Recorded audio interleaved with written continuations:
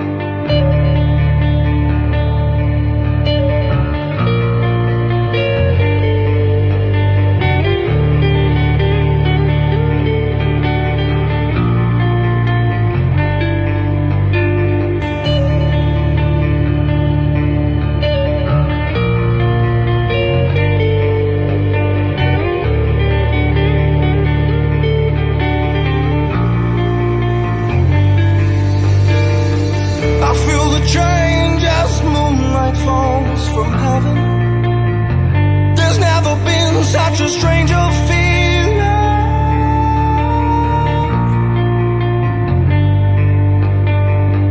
and from the depths I long a remedy, cut from the face of a tragedy.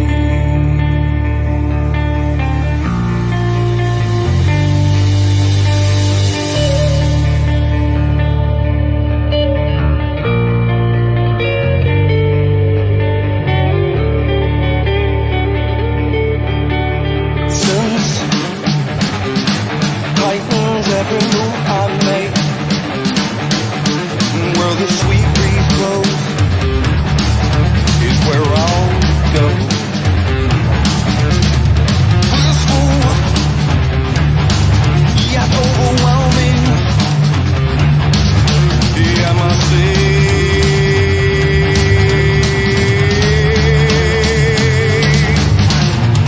Where's all I see? This tension is up to there's been Armageddon here.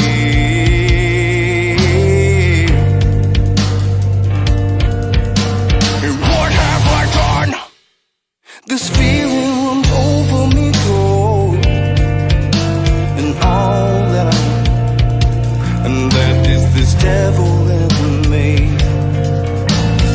Going through the chair shaker, it is you the worst. I'm taking life for the last time. How could I ever let me survive? Say goodbye to the Jekyll and Hyde. Scroll from the ground, the beast set beside me. Cut me in half, we'll both go politely. Take a look back at the things that I've done and suffer the wrath of the sky. Going through the chair shaker, it is you the worst. Take a life for the last time. How could I ever let me survive? Say goodbye to the Jekyll and Hyde. Scroll from the ground, the beast set beside me. Cut me in half, we'll both go politely. Take a look back at the things that I've done and suffer the wrath of the sky.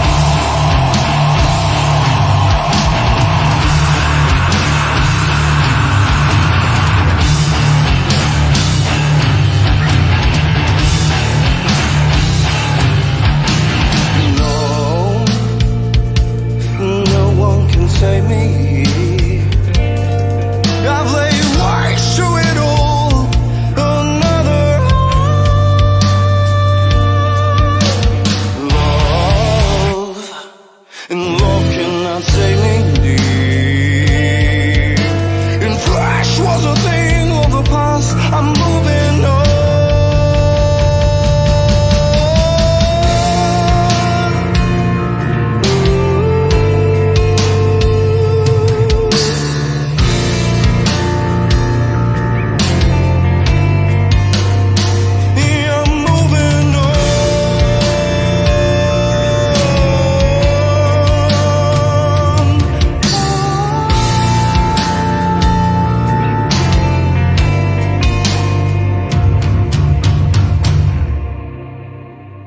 That was Shun the Raven with Sig and Sin. Welcome into another edition of BS with Big Nate. If you haven't figured it out yet, there's a pattern here. Anytime I'm playing a tune, we're going to talk to the band responsible. And usually Shun the Raven a four-piece, but apparently someone's on a little bit of a vacation. So we got a trio Shun the Raven this afternoon. How you fellas doing?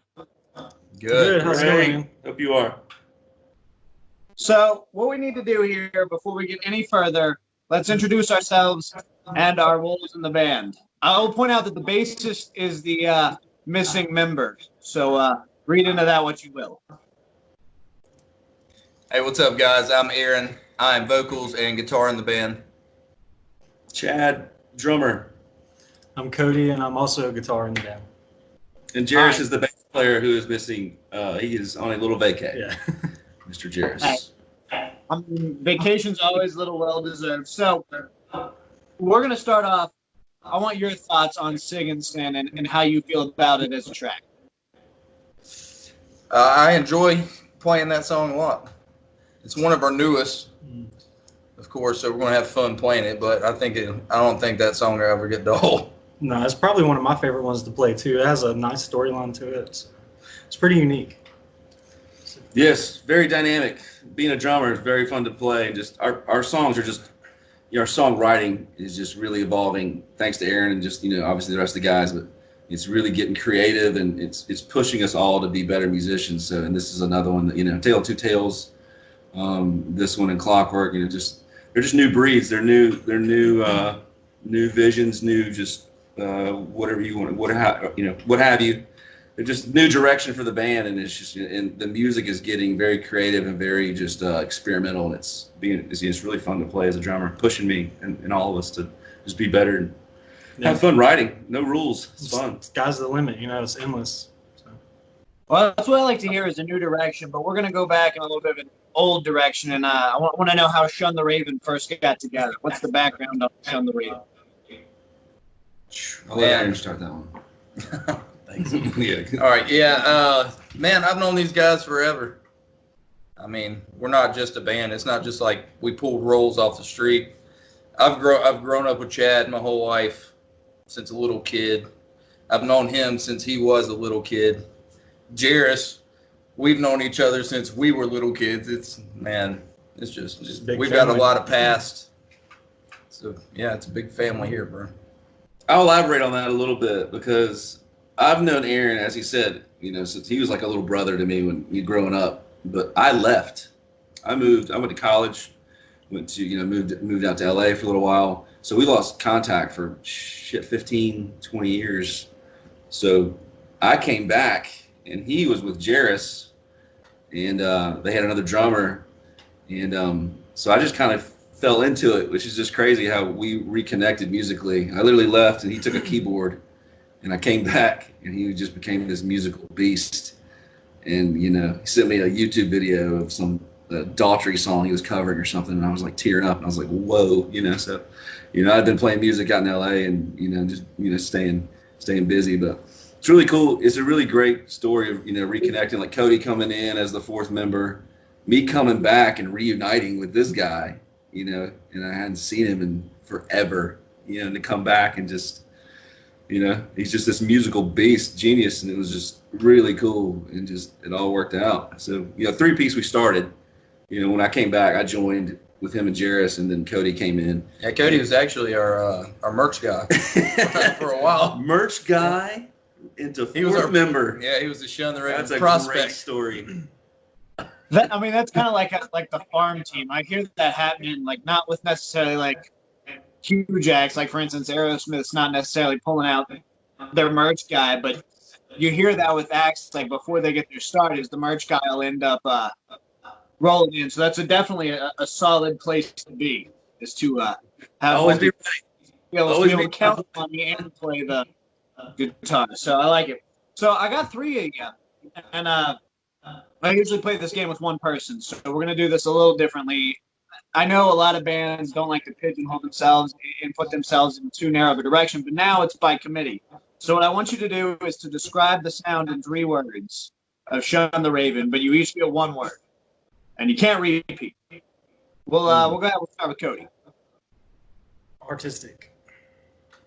Chad Experimental. and Aaron. Bipolar. Wow. I love it. Experimental bipolar rock. I like it. I love it. I like it. I mean, it fits. That's the R right there. Yeah, that's basically it. Yeah. I can do it. So earlier this month, you guys did a live set.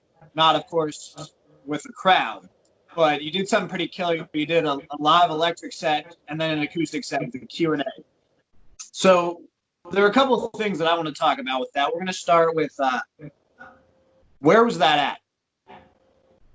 After Hours Tavern in High Point. It's one of our new favorite local spots, and Debbie's the owner. She was the one that guest appearanced with us on that, and we're just, she does so much for the local community, and we want her to be a part of it and voice, voice herself. She wanted us to talk about it. We were like, Debbie, if you just come back and you get on there with us, it's so much more powerful if you voiced and you spoke, because she's literally on her last leg with that bar, and it's so sad.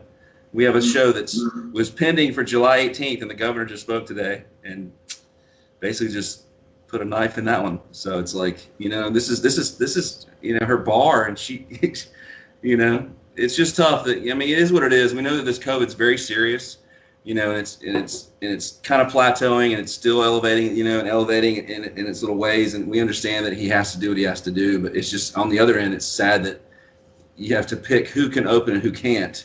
Mask or not mask, mandatory, and she just has to suffer because she doesn't serve food, and so her bar is literally on the brink of closing, and it's just a sad story. But it was After Hours. This is one of our favorite spots. Yeah, we support her. Yeah, she's awesome. Bars and bands go hand in hand. And it's important that I led with that. At least I think. I'm not trying to pat myself on the back here. I'm actually trying to compliment you guys. Is seeing that without the venues, bands don't really have a place to perform, and I love that you guys did that. And I think it is important that once these places are allowed to open back up, we need to go there. We need to jam pack them responsibly. Yeah, sure. Exactly. And support that and keep it open. The other thing, how did you end up deciding to do an acoustic and electric set? It was something different, and we were doing the virtual show, so what the hell? We wanted to make it unique, like you said, something different. Give our fans and our family and our friends something different we don't normally do on an average show. So I mean, it's a Saturday night, so. The first time we just did TVs, and so the second time, we said, okay, we tried the projector. We did the Shun the Raven projector, and then let's do some acoustic. Let's make it more intimate. Let's make it more, times are still crazy, and it's almost like we need to be vocal more with them, and we need to speak and hang out with our fans. So it was, a chance to hang. They miss bands, and we miss them. Yeah, it's a cohabit relationship. Yeah. We need each other. You know what I mean? So we need them in the crowd as much as they want to see us rock. Yeah, man. So it's a total it just sucks right now. I mean, this is a very awkward, just really crazy time. It's still tripping me out. We just went to mandatory mask in North Carolina. I'm still in just complete shock. This is going on. We're at mandatory mask in Virginia as well, and actually I want to touch back on that in a little bit. But playing a live show like that without a crowd, still having the full setup, and I mean everything looked beautiful. Between both for the acoustic and the electric, just really well done, really well produced. But from a performance standpoint, was there an overwhelming sense that something was missing, or were you able to kind of just pull from past experience and just pull it together? Nah, man, I love doing this. Yeah, I love doing this. it wasn't weird. What you saw was what goes on normally in our practice spot.